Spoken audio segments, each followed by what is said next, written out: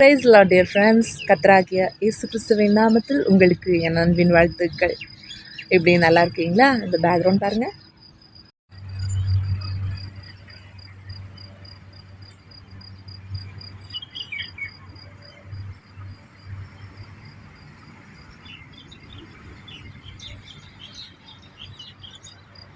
இன்றைக்கும் கர்த்தர் நம்மோடு சொல்லுகிற வேத வசனம் யோசுவா 1ஆம் அதிகாரம் 5ஆம் வசனம்.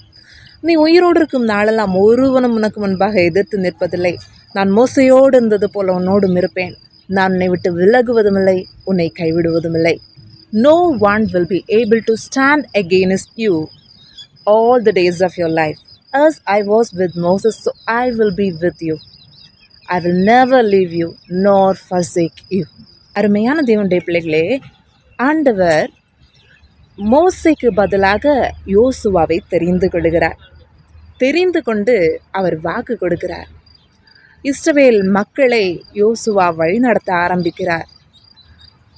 இந்த இடத்துல எத்தனையோ பேர் எதிராய் வரும்போதும் ஆண்டவர் அந்த இடத்துல அவருக்கு இஸ்ரவேல் மக்களுக்கு வெற்றியை கொடுக்கிறார்.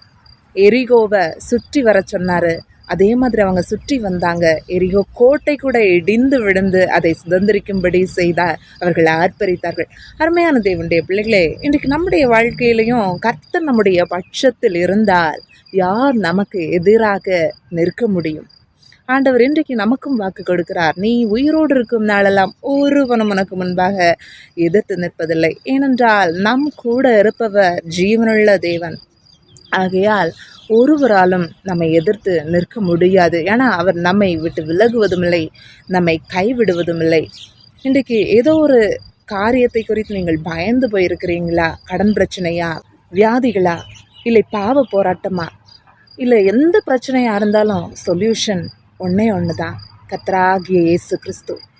அவர் நமக்காகவே நம்மள முழுமையான அன்பு வைத்ததினாலேயே நாம் நல்லா இருக்கணும் அப்படிங்கிறதுக்காகவே தன்னுடைய ஜீவனை கொடுத்து இன்றைக்கு உயிரோடு இருக்கிறார்.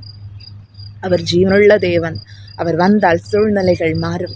முடியாத காரியங்கள் கூட சாத்தியமாகும். வறண்ட நிலங்கள் கூட வயல்வெளியாகும். நம்முடைய இயேசப்பா நமக்காக கல்வாரி சிலுவையிலே கடைசி சொட்டு ரத்தம் வரைக்கும் சிந்தி நமக்காக எல்லாவற்றையும் செய்தார். அவ்வளவு அன்பு, அவ்வளவு பாசம் நம்மேல் அவருக்கு.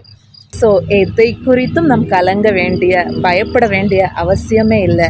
ஜீவனுள்ள தேவன் நம் பக்கம் இருக்கிறபடியால் யார் நமக்கு எதிராய் நிற்க முடியும்? கர்த்ததாமே நம் வாழ்க்கையில் பெரிய அற்புதங்களை செய்வார். கர்த்ததாமே இந்த வார்த்தைகள் மூலமாய் நம்மை ஆசீர்வதிப்பாராக. ஆமென். God bless you. Bye.